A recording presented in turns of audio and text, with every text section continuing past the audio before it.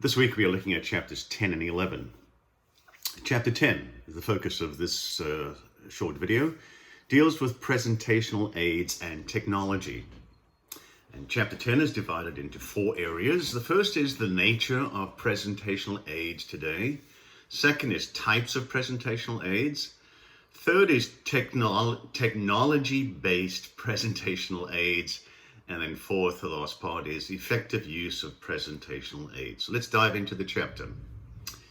To think about our age, we live in the age of technology. Visual images bombard us each day wherever we go. If it's online, usually it's online or through television.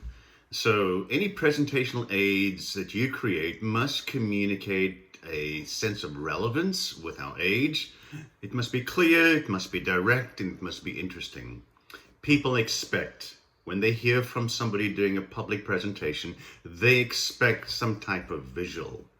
And so not to give them a visual tells them by silence, by nothing, that either you don't know how to use it, or you didn't do your research properly, you're just not competent, just a variety of things that people will assume that they will perceive as a result of you not using any technology.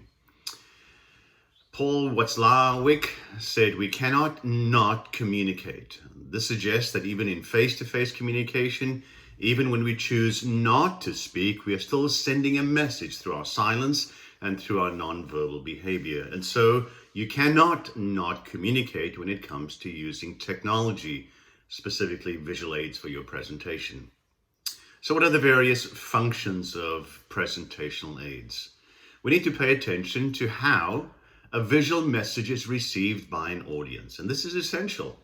We must keep the needs of the audience in mind through every step of the process, from the beginning to the end. So audience analysis is key.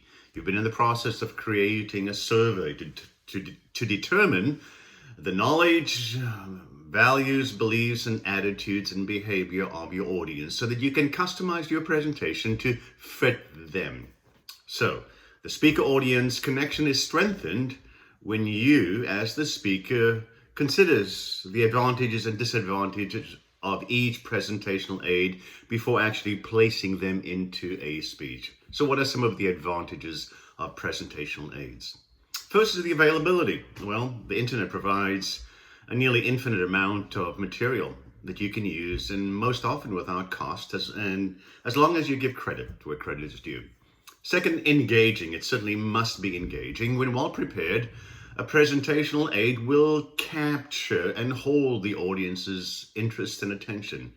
We live in a visual age. Those images that surround us in the mass media certainly make us more receptive to these images, both on the conscious level and unconscious level. We've come to expect visual presentations of some kind from any public presentation that we hear. So availability, engaging. Third, it can be very persuasive. Presentational software often adds impact to your argument as you're able to put up your compelling arguments, what your main points are, and allow them to develop one by one as you show a new slide with a second compelling argument and a third compelling argument. It is entertaining, can be entertaining. Speakers have a plethora of options when seeking something entertaining to support their point. And of course, memorable. Technology gives you the power to somehow etch permanent images into the minds of those who attend your event.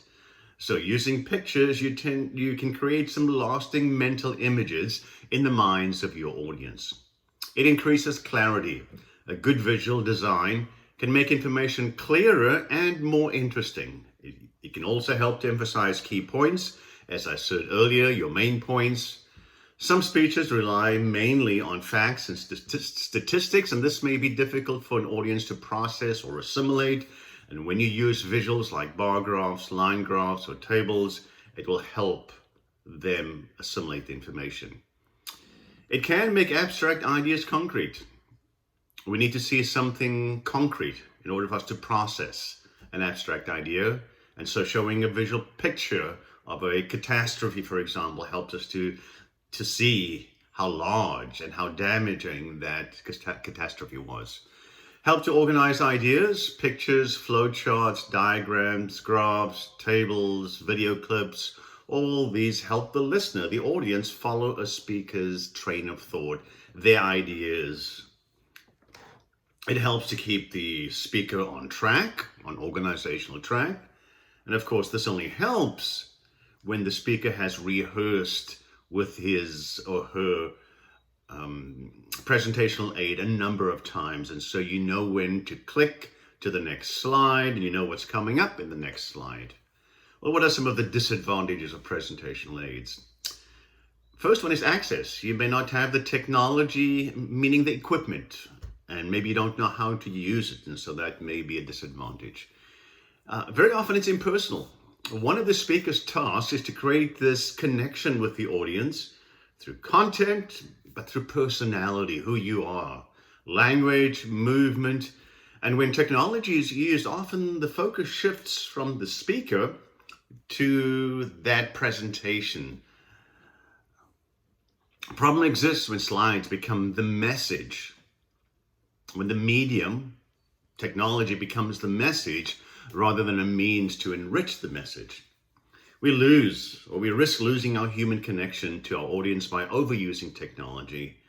Technology can add impact and clarity, but can also create psychological distance and a perception that you are far away, that some audience members will certainly not appreciate. Another disadvantage is it's time consuming. I've been there. I realize how finding the right video clip, creating the graphic, incorporating the video clips, synchronizing everything, this may distract you from your primary task and your goal, which is to develop and support your ideas. There's a potential for reductionism. Very often people think of what they want to put on the slides, and that leads to the presentation, and it's backward. You should start off with what you want and then decide what you want to put on the presentation. If you start from the slides and then there's a sense in which you construct your presentation from the slides, and you may oversimplify what the topic is all about. When we reduce issues to slides of text and little pictures, we risk our audience of not getting the big picture at the end of the day. The next video will deal with types of presentational aids.